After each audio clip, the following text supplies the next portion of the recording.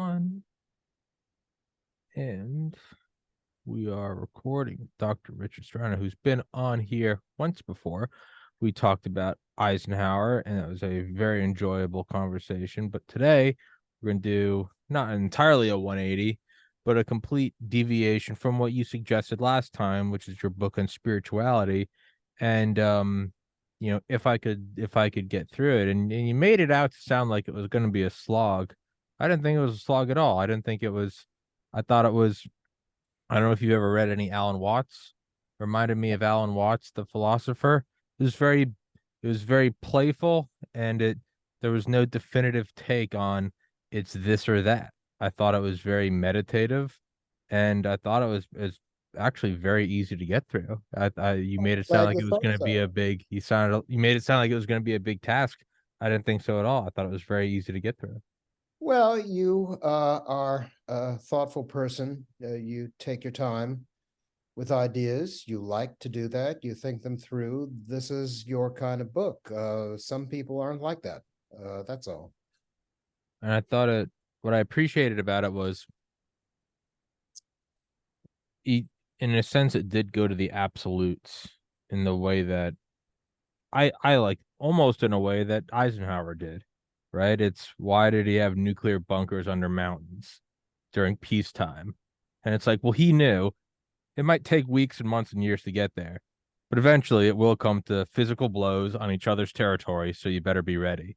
But Well, to, try to be ready. Yes, it's generally a good idea. yeah, but to someone who has maybe like no military insider experience, they'd be like, why do we need a multi-billion-dollar cavern under a mountain of granite with computers? But that my point is that's sort of taking it to the 11th degree out immediately is what I think this book did, because it's in many ways it's how I think. It doesn't take long for you to get right to it that the only thing we know for sure is happening is the present moment and nothing outside of it.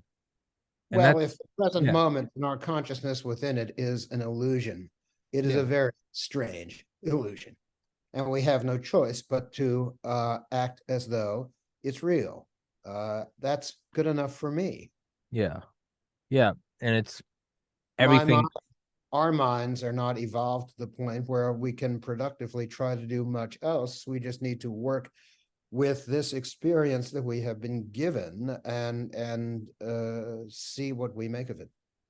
I think you had a line in there where you said, it's like it's the ineffable. It's we have as much of an ability to understand it as a cold virus does to understand this sentence. But that's exactly what it is, right? There is a barrier, there is an event horizon to where there is no number of books you can read, there's no amount of coffee you can drink.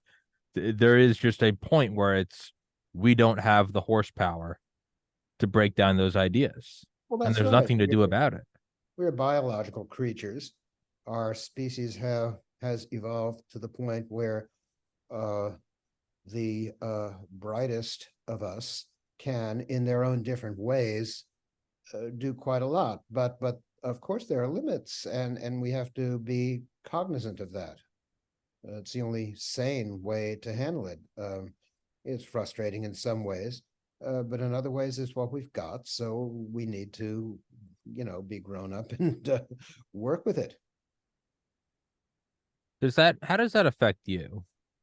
The the surrender to the that we didn't choose this, that we are not just the world we're in or the universe we're in, but also our our inability to understand all. There is a glass ceiling, not a glass ceiling. There's a concrete ceiling that there's only so much we can do. There's only so much we can understand, and we were just talking before this.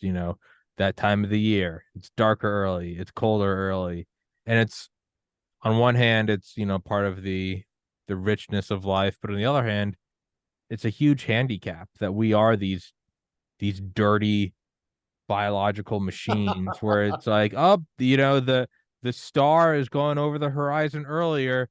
I'm just gonna kind of be a little more tired, and it's just like that sucks. Like, it's Well, a it's lot of this beautiful, is but it psychological. It sucks. depends. It depends on what mood you're in. It depends on how your life has developed, what you're feeling and why at any given moment.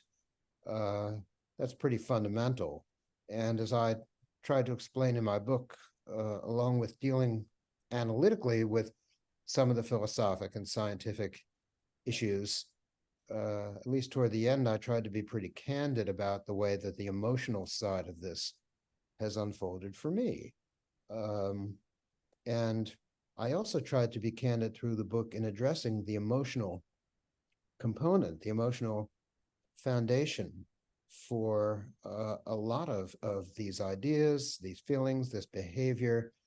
I did something similar in the Eisenhower book when I tracked his emotional development, and then particularly in the years between World War II and his presidency, tried to link it or explore the links that might exist between his emotional state and the development of his political ideology. And pardon me, but I really do think that I found a very interesting correlation.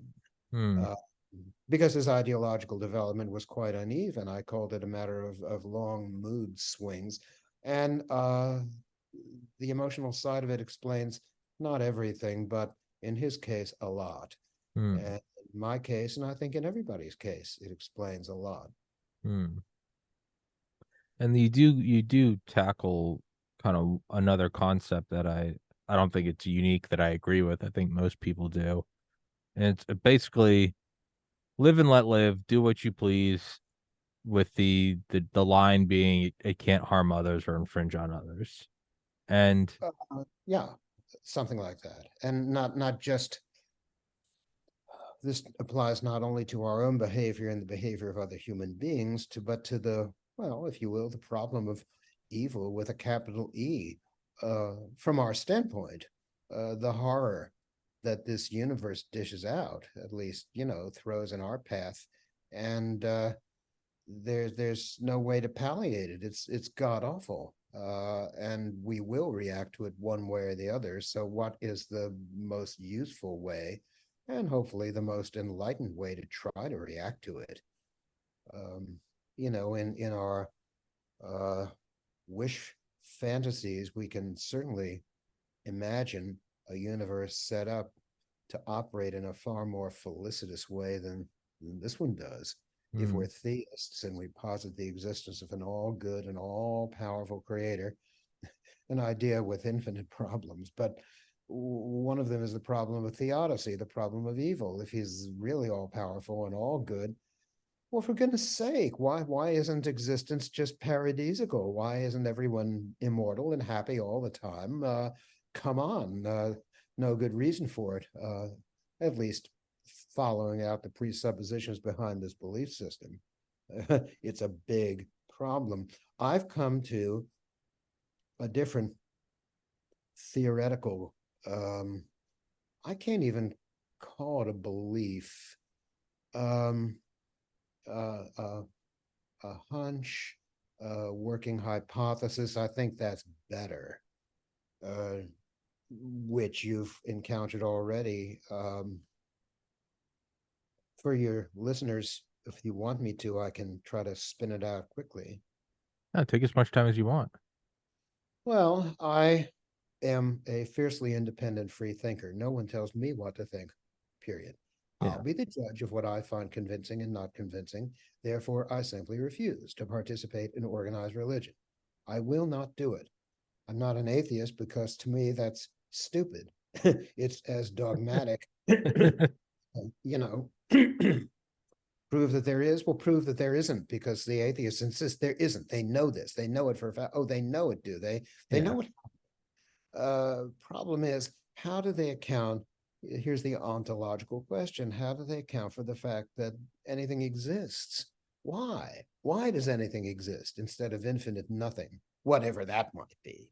Why does anything exist? Well, they don't know, and uh, the the most impatient and self-satisfied of them will just smirk and shrug it away and say, "Oh, it's just a big accident." Okay, a big accident. Um, that's certainly one way of handling it. It's not my way. I am stunned by the fact that anything does exist. it shows me, to my own satisfaction, there is a higher power.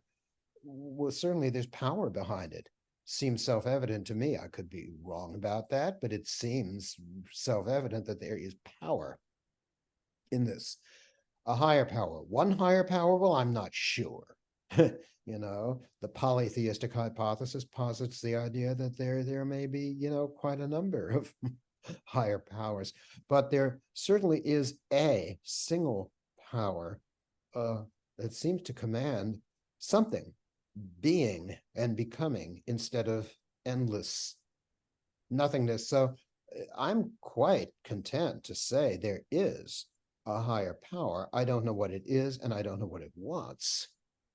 But here's where I work over some of the findings or the theories of cutting edge physics, especially quantum theory, which has led a great many physicists to the conclusion, and a lot of this is based upon experimental findings.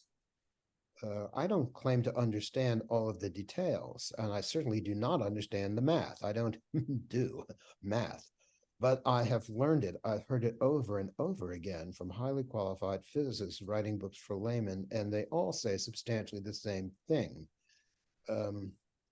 that in quantum experiments, there seems to be a radical freedom, a radical indeterminacy. In the nature of things, there seems to be freedom.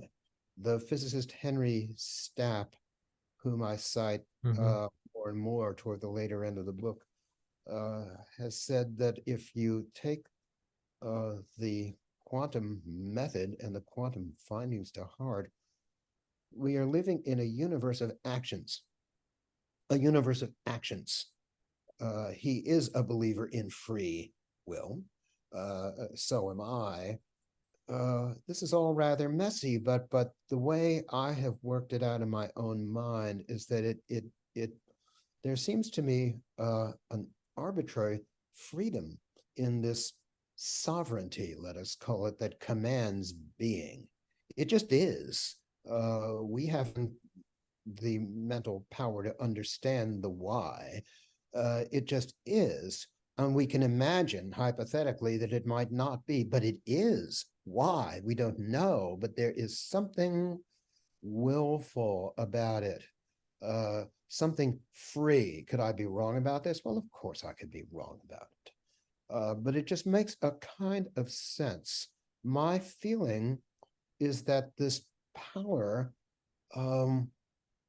which has the sovereign freedom to command being, injects, if you will, a measure of its own freedom into the fabric of what it generates, into the fabric of what it creates, which is a rather horrible idea in some ways. It dashes to pieces this idea of an all-benevolent, gray-bearded Father in heaven who, you know, is watching all the time and punishing evil and rewarding good. No, no, no. It suggests this chaotic free-for-all, hence a lot of the horror. You know, in the world we inhabit, these horrible things just happen, sometimes through malicious intent, sometimes by god-awful accident. And here we are, forced to come to grips in emotional terms with it. And what do we feel? What do we do? And there's no easy answer to that, but this feeling of freedom that I have is, to my own satisfaction, not an illusion. A lot of people who depend too much on the efficacy of mere logic have tried to argue logically that there is no free will. It's all an illusion. It's all, you know, something else. And I just don't buy that. Experientially, I've decided right now to make this gesture. I have done it. Is it illusion somehow? Am I a puppet on strings? Am I just, you know, a link in some vast chain reaction? At a certain point, I feel the efficacy of the power that I have. And where does it get me telling myself it's some sort of an illusion? What kind of an illusion could it possibly be? Again, our brains don't have the power to give us answers, but I don't need answers, you know, for the sake of experience. I experience this power, and I have the volition to decide to a limited extent how to use it.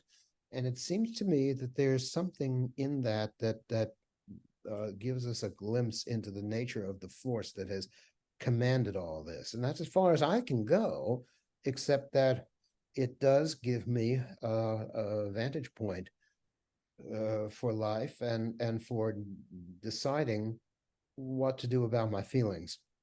Because as I say, part of it is horrible. It's the problem of evil. Horrible, catastrophic events that devastate us, devastate me, and yet here I am. What do I do about it? For those who are seeking serenity in free thinking spirituality, I can possibly offer some, but I also offer something antithetical. Mine is a fighting creed. Mine is a fighting creed. We have to struggle, fight to protect the things that we hold dear in a universe that is fighting and struggle. Sounds sort of like social Darwinism. Well, to some degree it is, except it's not just that, because we do have the power to bless, if you will, the experience we're given with transcendent feelings of love and kindness and decency. And these feelings have to generate their antithesis in the sense of a warrior creed that is ready to leap to the defense of the things that we love if they're threatened, and they will be threatened. So we fight. All the while, I'm just talking on and on. No, That's keep terrible. going. No, keep going. Really. Yeah, it's free will. You're choosing to talk, and I'm choosing to allow you. Let's exercise Ah. free will. Oh, I like that. All right. As I revealed toward the end of the book, well, I've revealed some of the more mystical, if you will, aspects of my system, a mysticism that is not grounded in mythology or questionable processes that force changes in the conscious mind that can lead in very dangerous directions, at least possibly so. This is long before I became a cancer survivor, okay, but that's key. Long before that, my curious mind was preoccupied with the sorts of intrinsically puzzling problems of our existence that many people have thought over down the years. What is time? What is it? What happened to the Rick Striner who just said, what happened to the Rick Striner who just said, Said what etc. happened. There's something ghostly about it. Here we are, and at this moment, it's also crisp and definite. And in one sense, yes, of course it is. But in another sense, no, it isn't, because we're melting forward and backward. We're in motion, morphing into our future self, this instant and the one after that. It's very strange. Yeah. If we step back from it and stop taking it for granted. Now, most of the time, we have to take it for granted in order to stay sane and effective. But if we can step back and say, wait a minute, this is all rather odd. Something very, very strange about this, which leads me to the experience of now. This is more than just the present moment. It is the totality of force that contains me and you and this laptop and all the rest of the cosmos as it exists in God knows how many dimensions and through God knows how many relativistic, warping modalities. But one school of quantum theory holds that however complex its dimensionalities are, it is all an instant unity. Every quantum event creates a completely different universe. You read that in STAP, yes? I mean, this is orthodox quantum theory, that every time a selection is made at the quantum level Yeah. between two possibilities, an entirely different future is created, not just for the participants in that choice, shall we call it, But the but everything, alternative. no matter how minuscule, this change ramifies outward and creates not only a different future, but a whole different universe to go along with it. Now that's a big idea. But I think of now in that sense, Henry Stapp calls now the surface.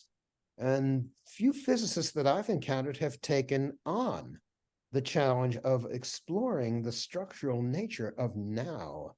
Stapp calls it a surface at which the quantum events occur.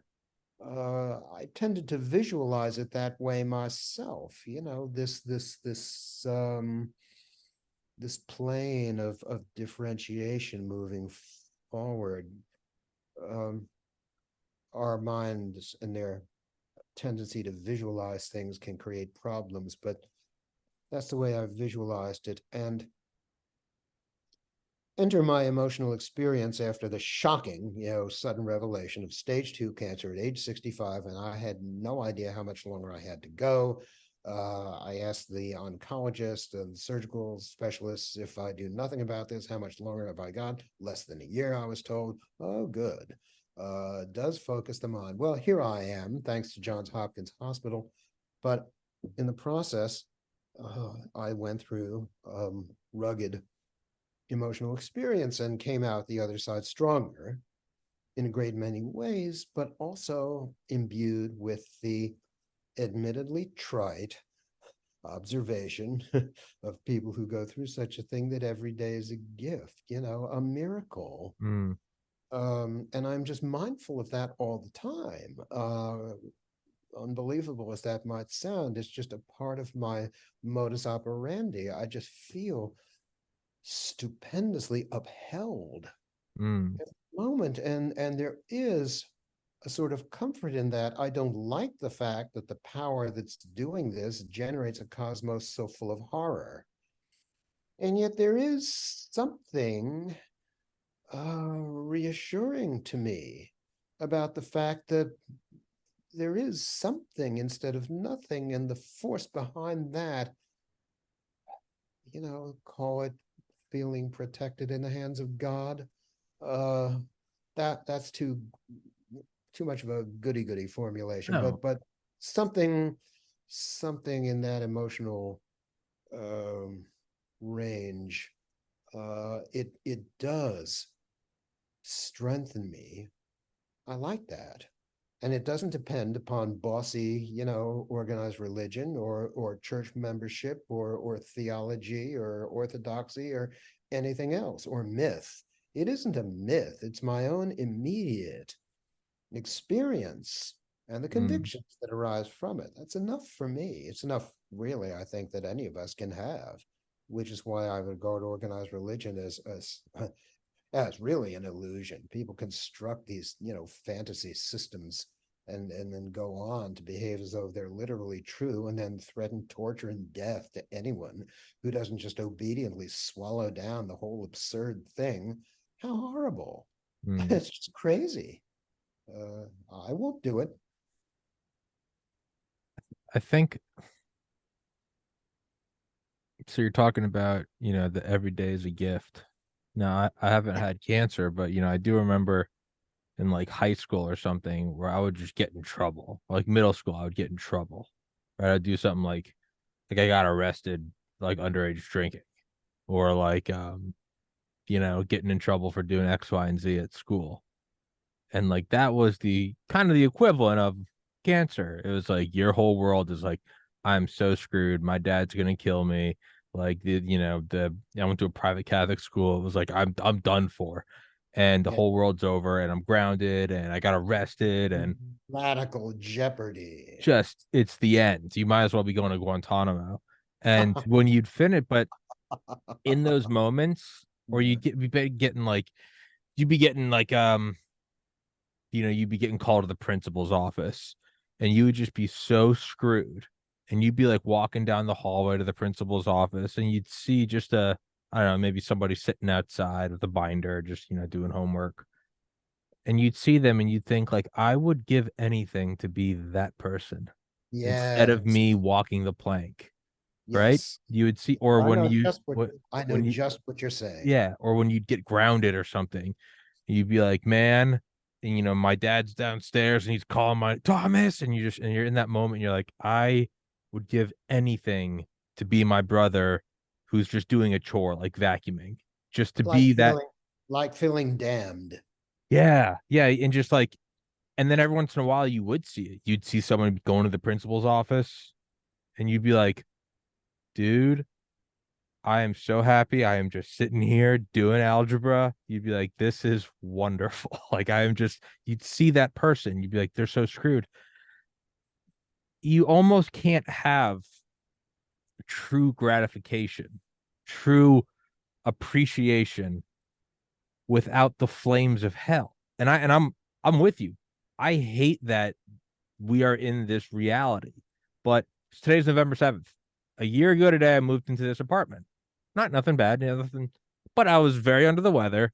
And I had to unpack. I had to go set up internet. I had to pay for power. I had to go get a new license. I had to unpack. I had to set up the studio. And I was just sick. And all I wanted to do was just do a podcast and then play some video games. But I had so much shit to do. I didn't even know where the grocery store was. It was just everything. And then now, today, 1 year later, I'm also kind of feeling under the weather. But now that I'm thinking about it, I'm like, I'm talking to Doc Striner. I got another friend after this. And then I'm going to go put my feet up on my couch, and everything's put away. The bed's made. The There you utensils are put go. away. I'm looking at a closet full of folded clothes. And all of a sudden you go, oh, this isn't half bad. So my point is the pain is god awful, but It can be. It certainly can be. the contrast provides a level of, you know, 9 years ago, I was going into the first holiday season since I had lost my brother to suicide. And I just look back at the haunting darkness of that time. And now it's 9 years later, and sure, I think about him every day.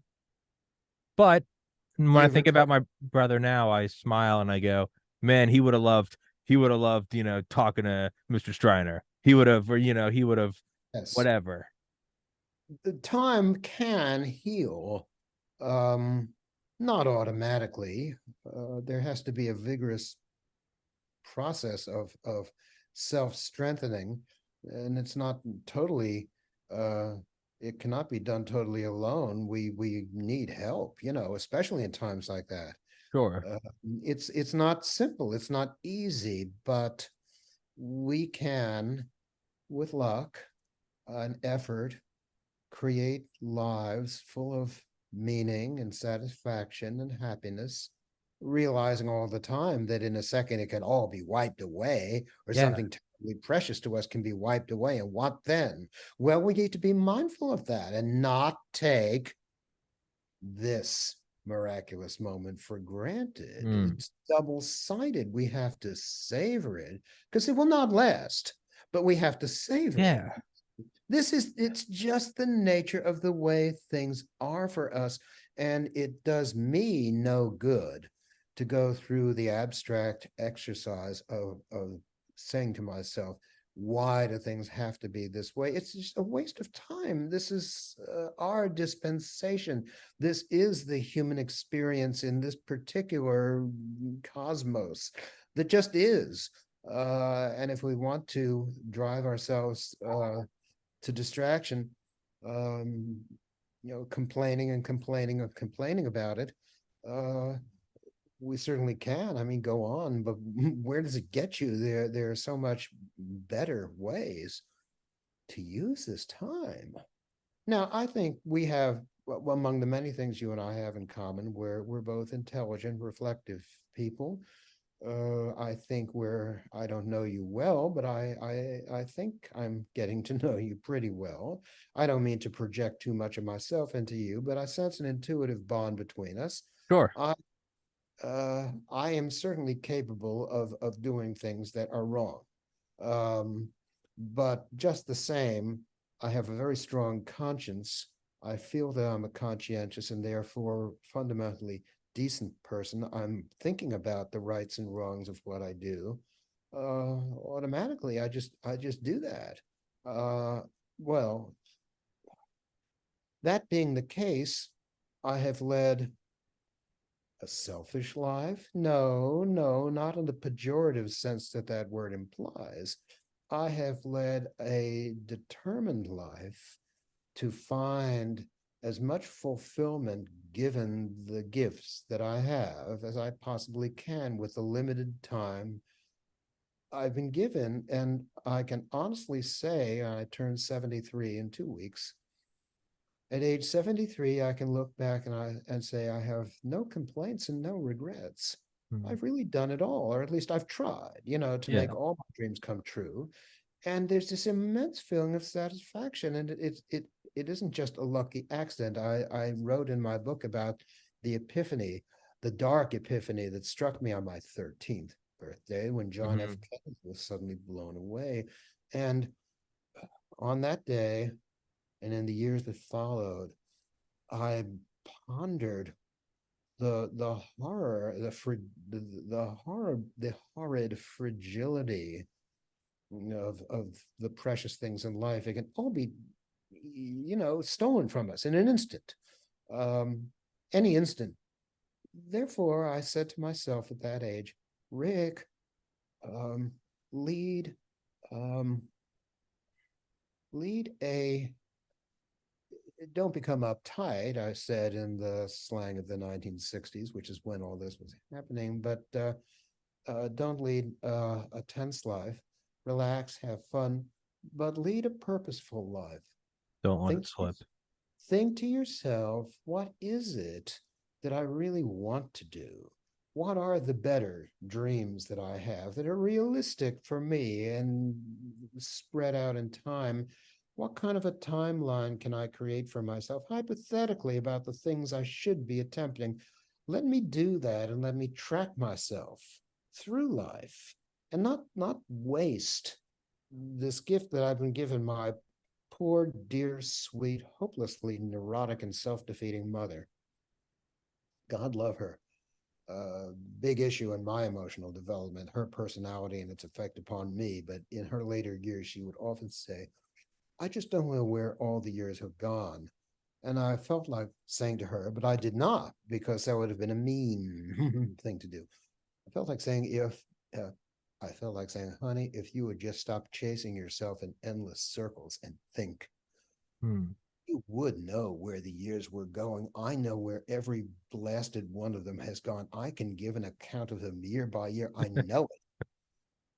I know it, and I'm okay with it because I have not been careless about it. I have not let time slip away.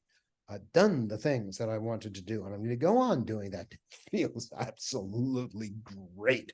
Yeah. It's absolutely great. The zest, the thrill, of that life can have. Now, of course, it's it all depends on a lot of pesky, grubby, dirty, as you might say, physical, like the right mix of mood meds. Mhm. Yeah. If we need them, better living through chemistry. Yeah. Well, that's the kind of creatures we are, and Yeah. and we do need help, and science can help with things like that. It's none of it simple or easy. Um, but time for me to wind down this monologue and let you talk. No, there is that moment. I was watching 2 nights ago. I was just watching these. I don't know if you ever found through like modern AI and stuff, they'll people take old video, I mean old, like, Model Ts and shit videos, and they'll upscale them so that they're 60, 90, 120 frames per second, that they're 4K. They'll add color, they'll get rid of all the scratches and the static. So it really looks like you're taking an iPhone back to 1908 New York. And Mhm. obviously they add sound and like the clopping of the horses.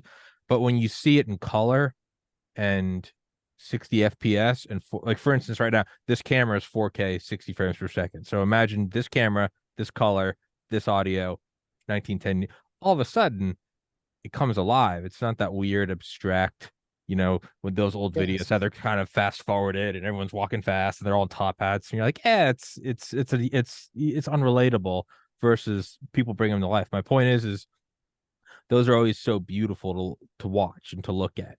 And you can see I love architecture or skyscrapers specifically. So you Me can too. see So you do can I.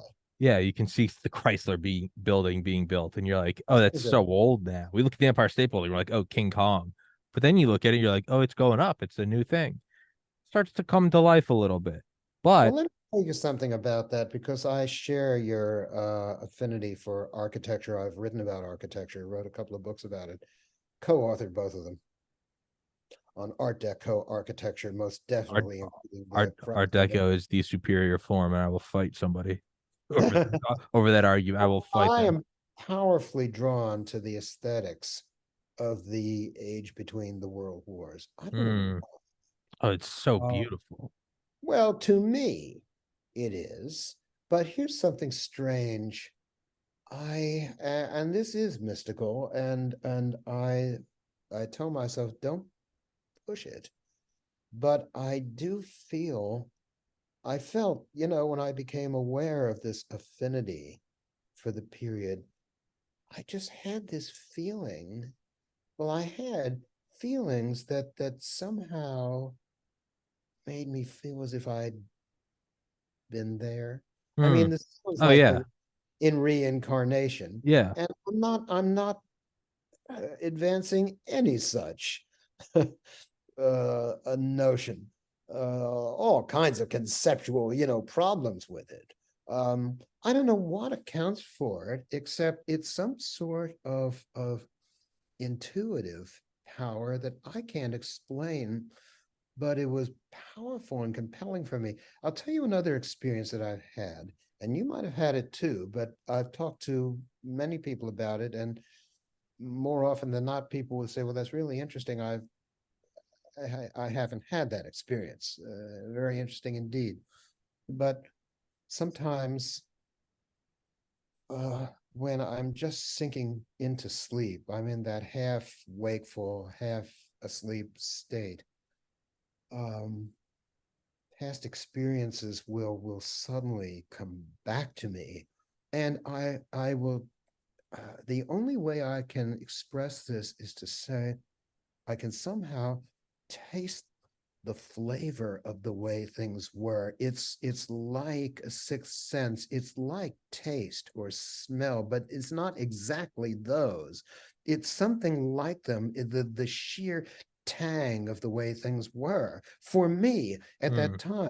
This is just strictly personal to me. It's something I'd forgotten, but out of memory, it's back for an instant. And I Yeah. think to myself, oh, yes, that is really the way it was. And then it's gone. Yeah. But it's a deeply mystical No, I've, moment. And I was talking with my old dad just about half a year before he passed away. And I was talking about this. And he said, "Rick, I've had that too." And I mm, thought to myself, well, maybe you inherited it. Maybe it's some sort of quirk, in the way he and I and others are mentally set up. Something physiological, but it's a sense. And um, I think that perhaps the way that I'm intuitively drawn to things is a matter of taste, mm, a sheer affinity. Uh, there's something more to it than I can express or put my fingers on, and that's all I'm going to say. It's yeah. it's mysterious. It's mysterious. Well, it's just as we've said, atheists are as insufferable as the fundamentalist theists because they both claim to know. I would counter your advancement and say I also have no goddamn idea if there is if there isn't reincarnation. When I Well, look at I some mean, things like the Art Deco period, if you go to the lobby of the Empire State Building, you see it in the elevators. I'm like, I've seen historical sites. I grew up in New England. I've seen all the old colonial stuff. I went to school in the deep South. I've seen all the Civil War. I've never once felt the spark. But if I go to New York, there's Mm. something about it where I see it and I'm just kind of like Patton when he would walk around the ruins in Europe and he'd say, "Oh, I was here 2,000 years ago." Just matter. I mean, at the risk of sounding insane, I've walked around New York City, like Manhattan, by myself, and just I see all the old building, and there's just this sort of You just commune like with I'm it. I'm Something, yeah, I'm visiting a town I haven't been to in, two some lifetimes, but I'm like, oh, this is, my old stomping grounds. Just some mysterious bond between you and it. yeah, There definitely is that experience. I don't know what it is, and I don't know what it means, but I've had it. you I know, know just what you mean, and but my I do not exalt this into some system of dogmatic sure, myth making or theology or purported theology. That's crazy. These but because they're all I also conceptual. won't definitively reject it though. Reject what? Well, I'm with you. I'm saying I'm not going to say it's dogmatic and say it's reincarnation, but I'm also not going to, like an atheist, I'm not going to say it's impossible. I just look Well, at it and go, it's something. It's the something. question of whether anything of our personal consciousness subsists or has subsisted in the before and after continuum that contains the limited duration of our life, whether there is life after death. I'm not going to put it exactly like that because it's too, encumbered with heavy Mm-hmm. bag. But the question that you're raising, whether somehow this event that is my mind has a power and reach beyond the immediate limitations of my life's duration. Well, that is a question. I don't know. I'm willing to say that conceivably such things are possible. I am not going to claim that they are possible. I'm going to say they may be possible. I don't know. There is such a mystery about this, and that's what interested me. That's what does interest me about the philosophic school of thought known as panpsychism, particularly in its latter-day incarnations in Alfred North Whitehead's philosophy and Henry Stapp's physicist adaptation of it. Um, the uh, the conviction that mind is not just a sensation emanating, well, certainly our consciousness, our sense of selfhood, our sense of mental being must, I'm convinced, in some sense, emanate from the physical matter of our brains, but Sure. it's part of a much larger up and down continuum, if you will. The panpsychism says there is an inbuilt foundation for that, so that if it emanates, it's emanating from a potentiality, a precondition. Uh, and that brings us to Douglas Hofstadter and his strange loop of reciprocity. That's really interesting stuff and powerfully convincing to me, and powerful material for human minds to try to learn about beyond our lifetimes. There's a lot going on that is so profoundly strange and interesting, and we can Mm. only begin to grasp some of it with the tools of today's science. Mm. There's a lot I'll never know. To kind of take it back to earlier, the idea of right now trailing off in the ghostly manner, it makes me think of the Alan Watts quote, which I think I heard in 2013. It's about 10 years ago. And it's always stuck with me. And it's that there is only now, kind of like what we're talking about. And the past isn't pushing now forward, but that the past and the future and the parallels are emanating from now like the wake of a ship. So he goes, the wake tells you where the ship has been. It doesn't push the ship. And so if you ever look at the back, you're standing on the back of whether it's speedboat or a cruise ship, and you're just watching it constantly flow off. And every moment you look at it, and very quickly it turns into the distance and the bubbles and the foam. It's always from right now, just and like you said, it's from right now. It is a force that's traveling, Yeah. bringing structure and action with it. It's traveling. Yes, what you just said uh, um, compares almost exactly with my own feelings about Yeah. this. It's Alan Watts, waving I off. haven't encountered him before. I'll have to look him up. Oh man, he died in 1973. You got a rabbit hole to go down to. I He's can't such a wait. treat to discover. I'll send you some of his video. His voice, you got to hear him talk too. That his whole voice adds a whole nother dynamic to it. It's just this grandfatherly kind of English voice. He's like the wake of a ship trailing off from now, not pushing now. And you just listen to it and you're like, oh, I've been here before. I've listened to this. He has a concept that, I'll share right now, and it might help you. But he goes, and it's kind of what we're talking about. It's one of the things I do sort of believe about, why is there pain? What are we here for? Why are we experiencing it? And he goes like this, and I've listened to it so many thousands of times, I can almost repeat it word for word. And it's, what would God do if God got bored? What if you had the power to dream every night whatever you wanted to dream? And in the time of 8 hours, you could experience 80 years of subjective time. And the first night you would probably just be pure pleasure, orgasmic sex. And you might do that for a week or a month of 80 years a night, right?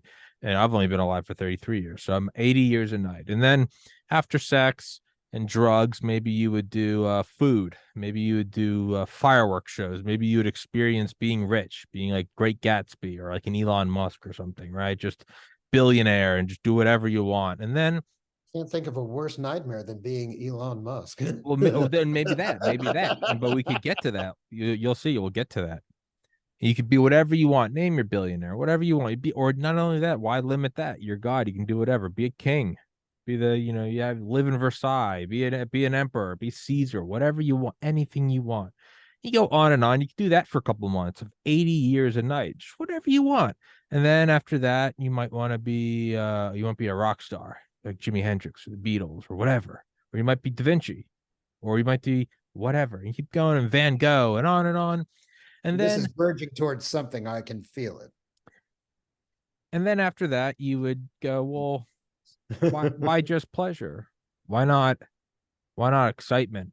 You could be a knight in armor, and you could be rescuing a princess from a dragon, or you could be killing the bad guy, or World War II, you go kill Hitler, and then you could do that for a couple months or a couple years at 80 years a night, and then after you've done everything, every excitement, sex, and pain, and pleasure, and fear, like children daring each other, you would start something else where you'd go, what if I wasn't totally in charge of my dream tonight? And that would be scary. And you That's a would, typical dream. and you'd be in your dream and you'd start going, man, whew, because you'd eventually wake up from it. And then you could go even farther and go, well, how about not only in not being in charge? What if I didn't remember I was dreaming? And you could start to be scared and have anxiety about, do I have a job? I gotta put the kids through school. Am I gonna die?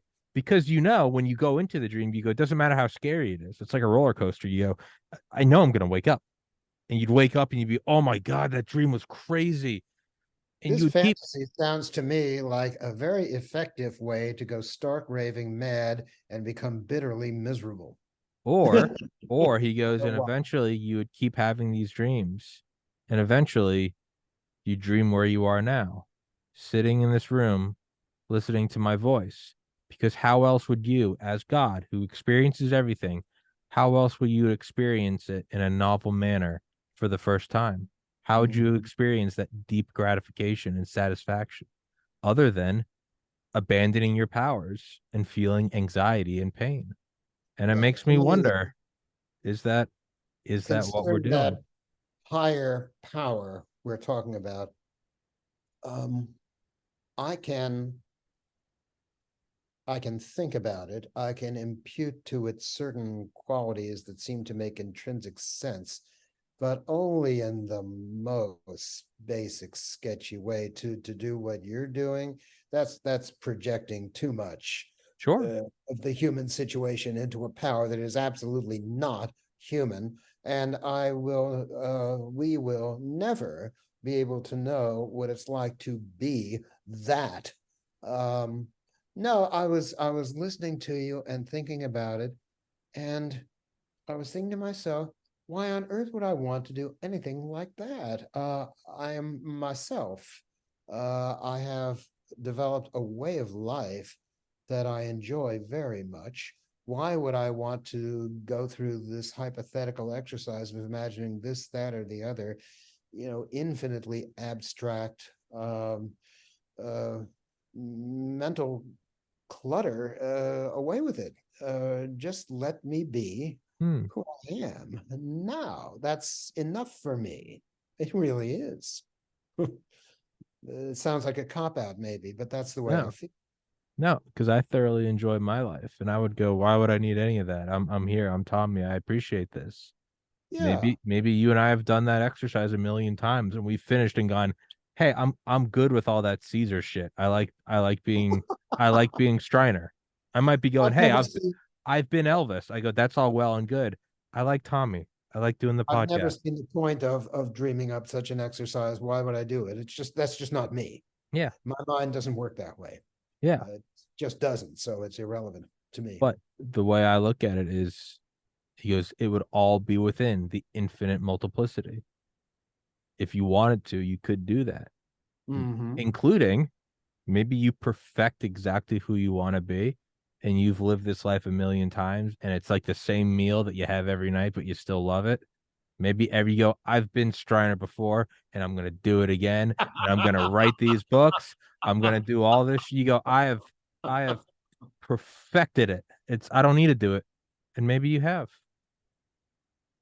Too And that much for me, Tommy. no, I like it all. I think it's Well, I can't say I like it all. I'm at the moment pleased with the overall pattern hmm, that with luck I have crafted so far in creating a life that works well for me and gives me this profound feeling of satisfaction. But it hasn't been easy, no. and it hasn't all been fun or nice. There has been plenty of horrible stuff in it, plenty of pain. Um, and there may be horrible pain ahead of me, and to simply sit here and be pleased and congratulate myself upon how nice it all is for me right now is utterly stupid. It's smug and dangerous. I've got to be ready for anything, but at the moment at the moment things are pretty good, and I don't entertain fantasies of making anything radically different. Why would Hmm. I've felt a pattern that I like very much. It's who I am right now, and onward. We will see uh what life brings my way. You too. I'm with you in that you have to be prepared. You have to know you gotta have savings. You gotta be ready. You gotta, always stay healthy because you don't know when you'll be sick. But Keep your powder dry. yeah, but Right. there's another part of me that goes, be as prepared as you can, but it's also okay to be aware, but to dip into blissful unawareness, to go, it's all good. For all we know, people are going to look back at this date and be like, Tuesday, November 7th, 2023, the day World War III.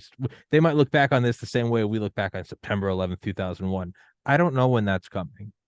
So until then, Well, it's all relative to where you were in the world and what was going on there sure, on that day. sure. Um, So I think it's also okay to go, it's all good. And I know it's a bubble, but I'm going to enjoy this bubble while I can. well, that's a perfectly sane way to be. There's nothing wrong with it. There's everything right with it. I mean, what else do we have really? That's the kind of life that we have been given. That's our human situation. We didn't think it up. We didn't create it. It was given to us, but we didn't design it. We're in it for better or worse. So what are we going to manage to do with it? Mm, That's just the way it is. it's just what it is. Yeah, it's not. It is what it And is. we certainly can ask these abstract analytical Sure. questions. That's exercising a power of mind that we have also been given. And it's good exercise for Yeah. us conceptually, as long as we know that we're going to reach an edge of mystery that we can never penetrate. It will push us right back again. Yeah. That's all right. Still That's the way fun. it is for our species at this point in its evolution. It's just the way it is. Yeah. No, it's a playful exercise. I It's think. a playful exercise. That is exactly right. Yeah. It's like right now. That is exactly right. And if you don't participate in it my way, I will kill you. But it is right. What have we been doing for the what That's have organized religion, Tommy. yeah, yeah. But for what we've been doing for the last hour is we're tossing a ball back and forth. We're appreciating what it is. Yeah, knowing full well probably get our heads chopped off if we go to the wrong place. But Well, I right now, the horrid exercise is imagining one of many scenarios that would put Donald Trump back in power. mm, And in our 70s, my wife and I are asking ourselves, how on earth could we emigrate if worst comes to worst? It's not easy to move to Canada. It's not easy to pick up, not just because you have to wrap up your affairs here and break off all your relationships with those near and dear to you, but the places you want to go might not let you in. Uh, and then I tell myself, well, uh, Rick, there's nothing you can do to solve that this minute, and you do have things to do tomorrow, and it might not happen. Enough already. yeah, prepare, Well, as but best also you. move, but also just don't let it ruin your day to day. That's right. I like that. A playful exercise, and I'll fucking kill you if you don't like my way.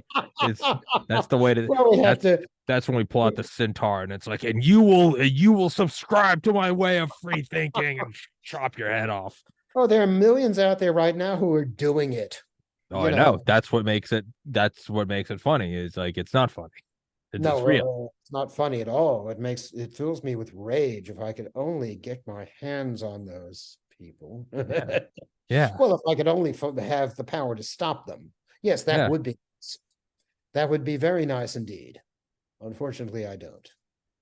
That's kind of what adds to the chaos of it all. Is it's just Yeah, and that's unfiltered why it's freedom. interesting to study the lives of military men. Mm. I'm not a warmonger, but sometimes, by God, you have got to summon force You gotta unleash the pit bulls. and interpose it, between innocence and horror and just say, no, by God, I will not allow it. It's what That's heroic. I like that. it's what JFK said about Curtis LeMay, head of Strategic Air Command. He goes, "You don't want Curtis LeMay deciding whether or not we go to war." But he goes, But "But if we are going to war, he goes, you want to let LeMay off the leash." And that's I how I look have at to it. think about that quite a lot. Or But whoever, a Patton. And you Patton don't is a better example. sure. I think Eisenhower kind of said the same thing about Patton. He's like, I direct him and I let him off the leash and I go get him. You don't Yeah. want to be a warmonger, but if we're going to, I'm gonna let some wolves go, right?